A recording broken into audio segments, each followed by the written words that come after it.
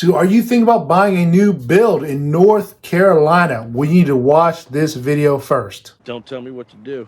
Sorry guys, it's being a little over dramatic there. It's not that scary when buying a new build. But these are some important tips that you should ask your realtor or the builder when buying a new build. And question number one is this: how much is the builder deposit? There's no set amount of the builder deposit. Each builder is going to be different and the price of the home is going to be different.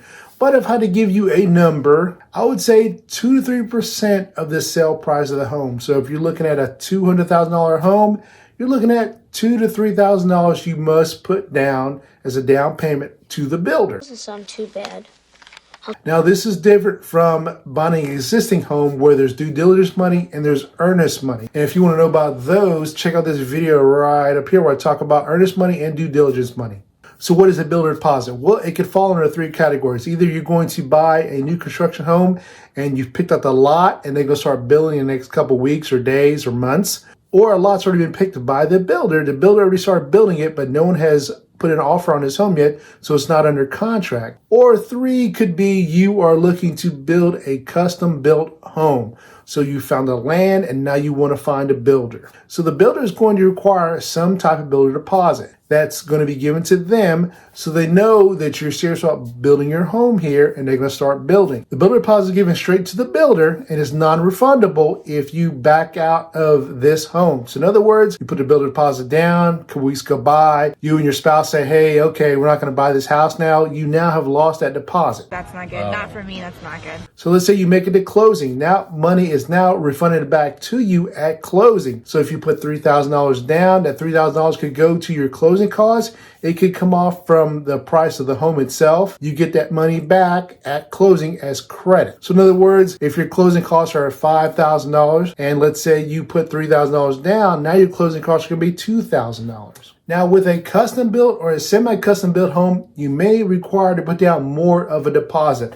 Maybe 3 to 10%. Again, that would depend on the builder you choose and who you're going to have do this home for you. And the reason because of this, let's say you back out of this home again. Now this builder has built this custom built home to your liking. Maybe you've asked for pink siding. Maybe it's some off the wall, crazy wallpaper, carpet, color, design that nobody else may not like. Only you liked it, but now you've backed out.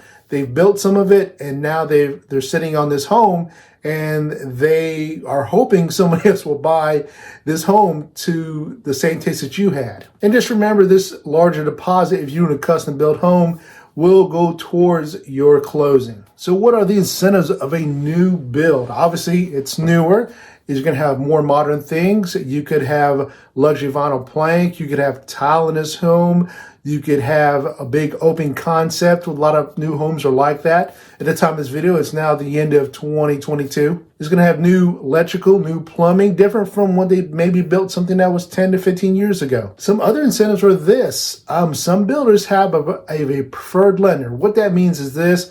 They have a lender they've already picked out for all these homes they're going to sell. Not necessarily you have to use that lender. I could do that. But if you do, that lender may give you back some perks. I've sold some new construction recently where the lender was offering $3,000 to $4,000 to $5,000 in closing costs. I've seen up to $10,000 to $12,000 in closing costs. So definitely have your realtor or yourself speak to the builder or sales rep to find out what the incentives are. Typically they would tell you this, but it's always good to ask anyway. And also the builder themselves may have some incentives. If you maybe close early or close at a certain date, they may give you some other incentives too. Definitely look into those things. Also, we're looking at new builds. Some things you may think come standard with the home and they do not. Like recently, for the past year or two, refrigerators have not come standard with new builds in my area, which I'm in Fayetteville, North Carolina. They've been on back order for some crazy reason, and it's just really strange. So not a lot of homes are coming with refrigerators now in my area because they've pushed back the closing by 6 to 8 to 12 weeks because they're waiting on this new refrigerator. So definitely make sure a refrigerator comes with the home. If it doesn't, I would have your realtor ask for a credit allowance for the refrigerator, or maybe even ask for more closing costs to make up for the refrigerator that you may buy on your own. Give me the money. Also beware, sometimes some new builds do not come with blinds. What? So I would have yourself or your realtor ask for blinds. Definitely put that in the contract. Make sure it's in writing. Everything I would make sure is in writing. I would not have anything verbal for this. Your realtor yourself should know that. If not, definitely, like I said, put it in writing. Some things that you may think are standard with the home may not be standard. Definitely ask questions or have your realtor ask questions. Sometimes some homes do not come with a garbage disposal, or I've seen some homes without automatic garage door opener. I know it's crazy, but make sure it's in there if that is something you are wanting. Next thing we're going to talk about is a thing called selections. What selections are is this. You've got a new build. It has not been built yet. You just got the lot maybe, or maybe it's 10 to 15% built now. So now you will go into selections. You, your realtor, and the builder will sit down and you will discuss what you want. Granite countertops, you want quartz countertops, you want hardwood flooring, you want tile, you want laminate, you want carpet, maybe you want a sunroom added onto your home. You're getting the picture of what I'm saying here. Of course, I understand. Now, selections may not be available if you have picked a home that's new construction, but it's already been built. Let's say it's 30 to 40% built already. That builder may already order the color, the countertops, the appliances, and things like that, to where they're not going to change that because it's already on its way. They bought it in bulk, so they're not going to change that. Typically, now, if you really want it and you're willing to pay the extra cost, maybe this also may delay your closing too. But that's something you can always talk to your builder about to see if that can be done. Each situation is going to be different. So you're going to have to look at that versus time you've lost versus how much money it may cost. Also be aware of this. There's some things that the builder will not do. Why the hell not? Or can't do due to time restraints. So they probably have other projects that are being completed in a timeline. So if you want something added on, like a sunroom or a bonus room or whatever the case may be, they may tell you no matter how much money you're willing to give them, because that's going to push them back on their project. So what you can do from there is you can either hire a general contractor, definitely get with your realtor. They should have a few that they normally would associate with. They can recommend to you. The pros and cons of that is with a builder, they may charge a little bit more, but the house price is going to increase, so it's added onto your loan. Now with a general contractor you hire after the fact, once the house is yours, you're now paying out of pocket. It's a little cheaper, so that each situation is going to be different. It's going to have to depend on you and your situation. It's going to be cheaper on this end, but if you don't have the money, you may want to go with the builder. And I know I just talked about it, but timeline. So if you are building a new construction home right now, let's say they start building it right now as you speak, and tell you 6 months from now this house will be built, be aware there's some things out of their control. Again, weather, manpower, people getting sick, things that are on back order. There's no reason to get mad at the builder, at the realtor. These things happen. It's happened a lot. There's no reason to get mad at the builder. These things can happen, and it's out of their control. I know this could put a time constraint on you. You're living with somebody else, maybe the in-laws or outlaws. Outlaw! Jay. You're renting a place and you've already given your notice. But what I would do with that situation is if they tell you it's going to be done in 6 months, I would give them at least 7 to 8 months. And of course, your realtor and your builder would be giving you up-to-date progress of what's going on, or they should be. Another question you should be asking, or at least your realtor should be asking for you, can the house price change? And yes, it can. It's usually in the contract, so definitely read all those fine lines. And the reason this has happened, and it's due to materials. Now, about just over a year ago, materials shot up about 300%, where 2x4s were like 40 to 50 bucks, and they're typically around $12.50, $13. That has all changed now at the time of this video. It may have shot back up again by the time you've watched it, but be aware of that. Now, it's typically going to be in the contract, but you can't expect this builder to build this home when it was going to cost $400,000. Now it's costing them $450,000, and you think they're going to eat that money. They're not going to do that. I really say that I blame him. Now, it's in the contract that this could happen. Most contracts I've seen, and make sure you read it, they will notify you of this and say, hey, look, materials have gone up. We can't build this home for $400,000 now. I'm just throwing numbers out there. We can build it for $450,000, or we can build it for $425,000. They'll eat some of the cost, but not all of it, they'll give you this option. And if you decline, some builders, make sure it's in the contract, this is very important, they will refund you your builder deposit. But you have to make sure not each builder is the same. The next thing I'll talk about is going to be the builder warranty.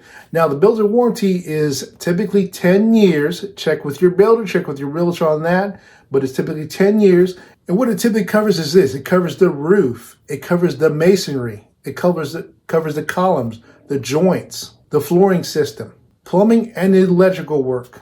Now, these are covered under the structural elements, but of course, check with your builder, check with your realtor to make sure these things are covered. If my understanding is correctly, this is in all 50 states, this builder warranty is available. In addition to the 10-year warranty, you also have a 1 or sometimes 2-year warranty when you first purchased a home.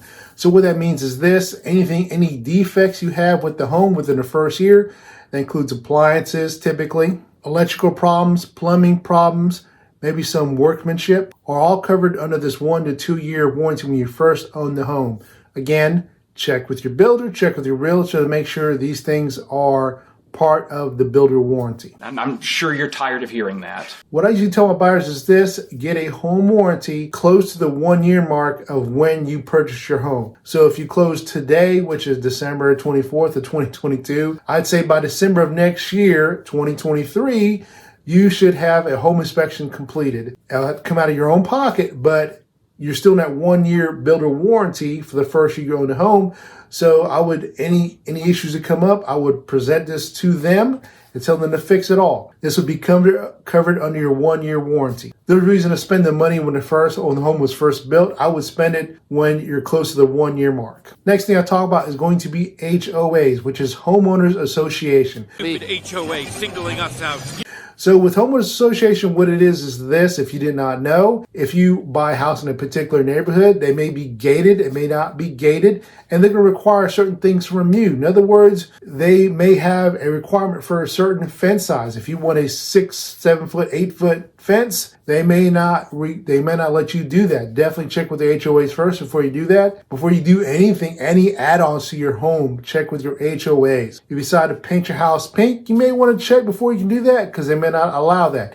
You're probably wondering, why would I join the HOA, or what's the point of the HOAs? And it's because of this. You want the value of every home to start appreciating as you would your own home. So if in 5 to 10 years or whatever, you decide to sell the home, you definitely don't want your neighbor's house to have 10 junk vehicles in the driveway, and he's having a hair salon or a tattoo parlor in his garage. Things like that can bring down the value of your home possibly. You want everyone to remain the same. Keep their grass cut, keep the edge yard, the landscaping looking good. So when you decide to sell, or your neighbor decides to sell, all the home prices are going to be around the same price. Also, HOAs, make sure the amenities fit what you like. Some amenities, there are no amenities other than the fact that it's an HOA, and they're going to keep everybody else in check. They're basically going to be the HOA police. They're going to make sure your grass is cut, like I said earlier, edge, you're not doing anything stupid. But then other HOAs may have a clubhouse, a pool, tennis courts, things like that. So definitely find out what those are and how much they are, and if it's something you're willing to pay for. Once your mortgage is paid off, you still have to pay your HOA. So that's a different fee in itself. So be aware of these things before you purchase a new build. If you enjoyed this video, please check out these videos right here where I talk about moving to Fayetteville, North Carolina. And if you're not moving to Fayetteville, North Carolina, but you need a realtor in North Carolina, please reach out to me. I have EXP agents all over the world that would love to help you. See you guys in the next video.